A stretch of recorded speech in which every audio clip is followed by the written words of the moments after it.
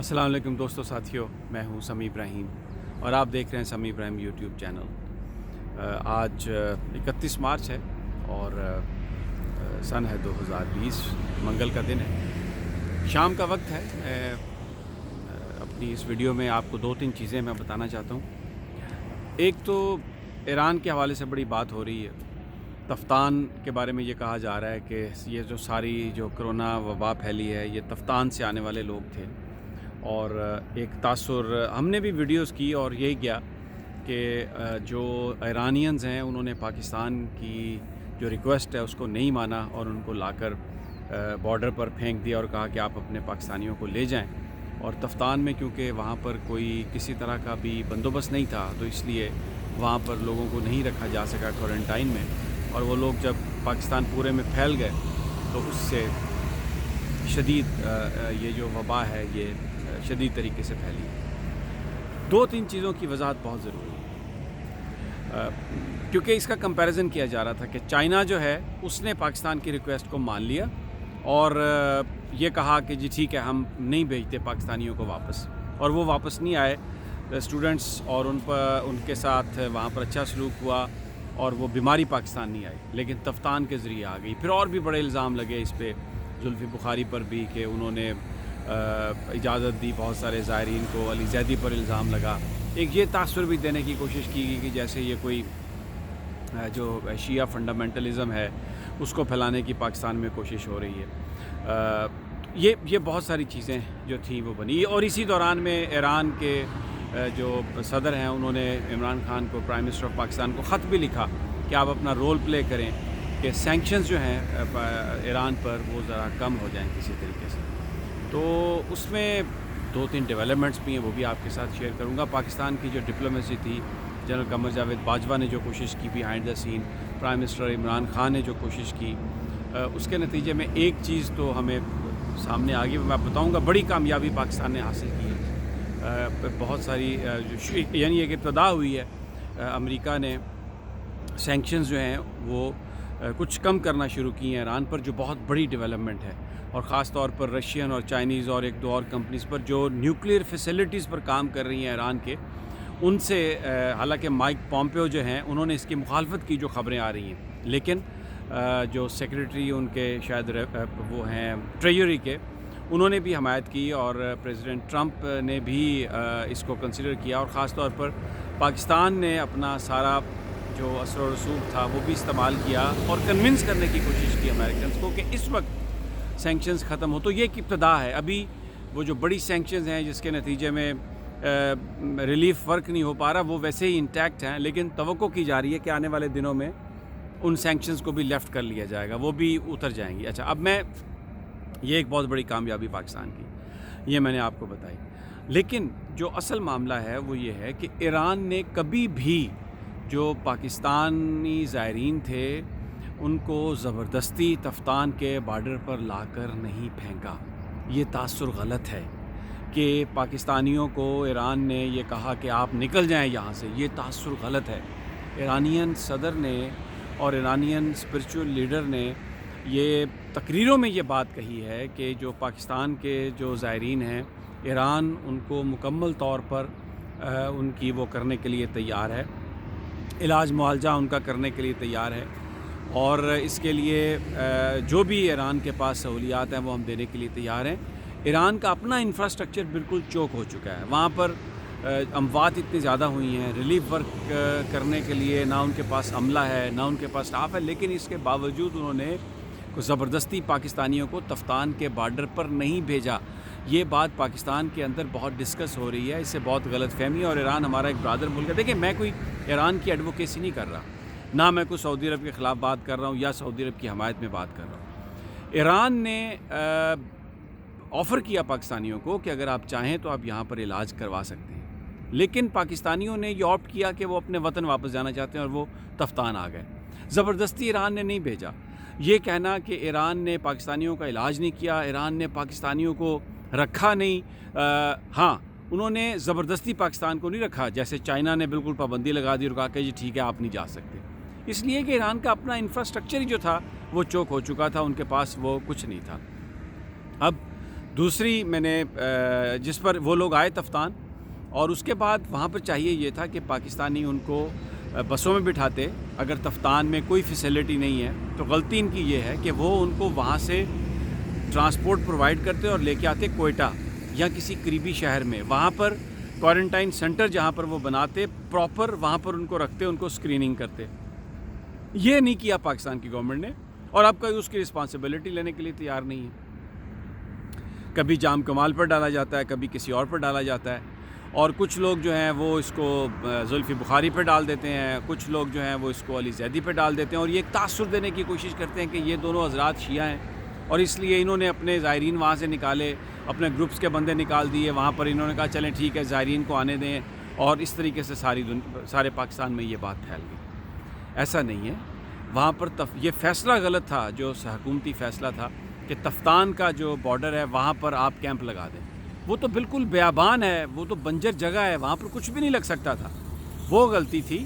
جیسے میں نے پہلے کہا کہ آپ لوگوں کو بسوں میں بٹھاتے، کوچز لے جاتے. آپ 1000 بندہ بھی تھا تو آپ کیا تھا، 100 بندے کوچ میں آ جاتے ہیں، 10 کوچز لے جاتے آپ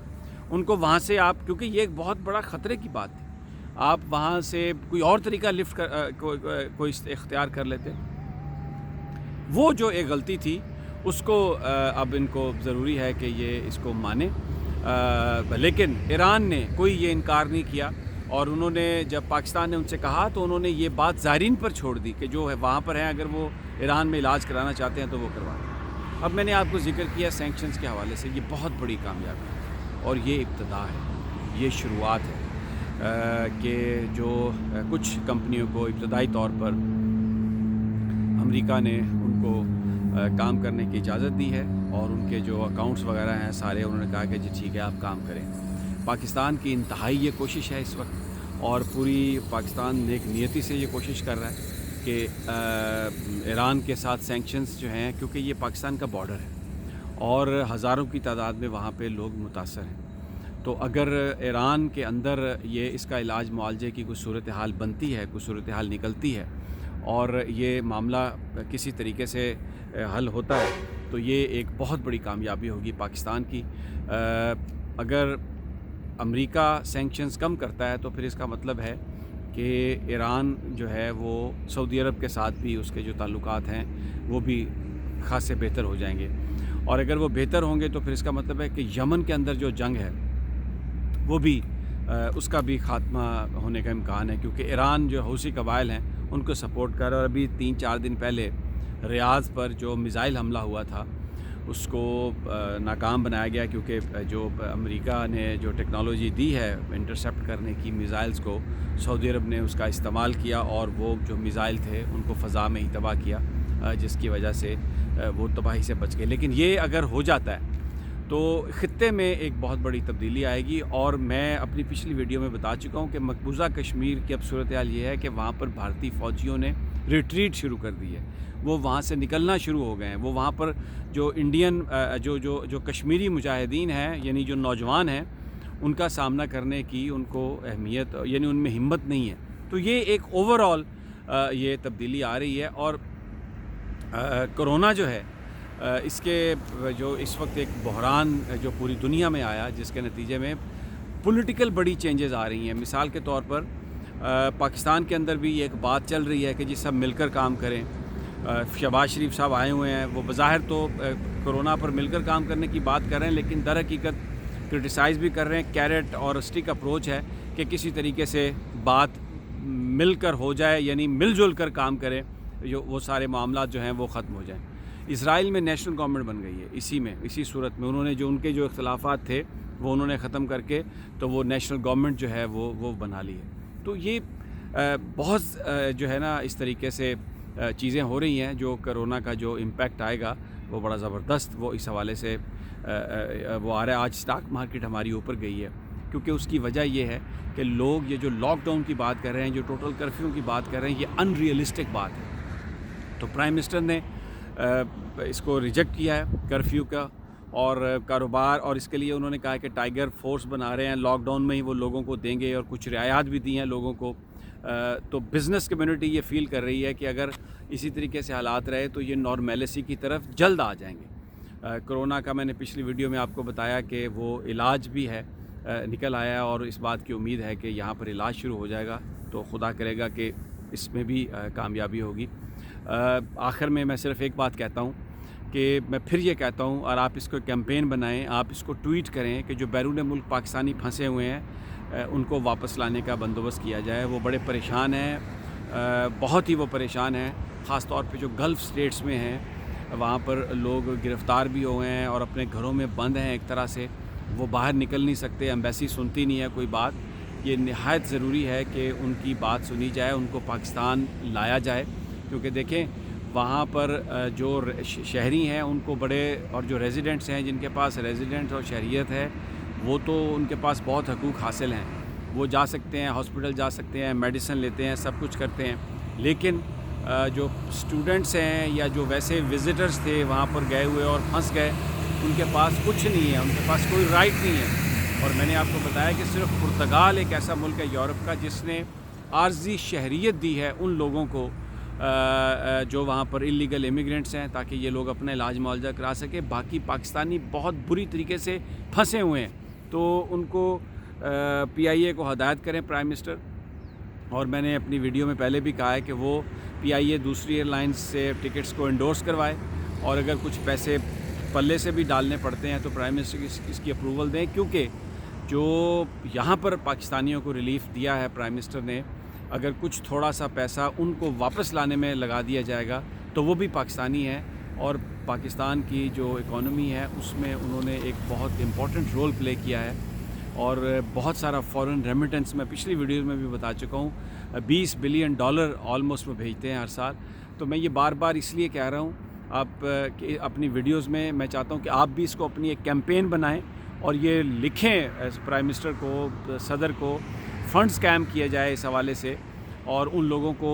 وہاں سے نکالا جائے۔ پوری دنیا نے یہ کیا ہے کہ اپنے شہریوں کو نکالا ہے، تو پاکستانی جو ہیں ان کو بھی وہاں سے نکالنا بہت ضروری ہے۔ میری اگلی ویڈیو تک اجازت دیجیے، اور اگر یہ اس میں کچھ لائٹ کم ہو گئی ہو اس کے لیے بھی میں معذرت خواہ ہوں، کیونکہ شام کا وقت تھا۔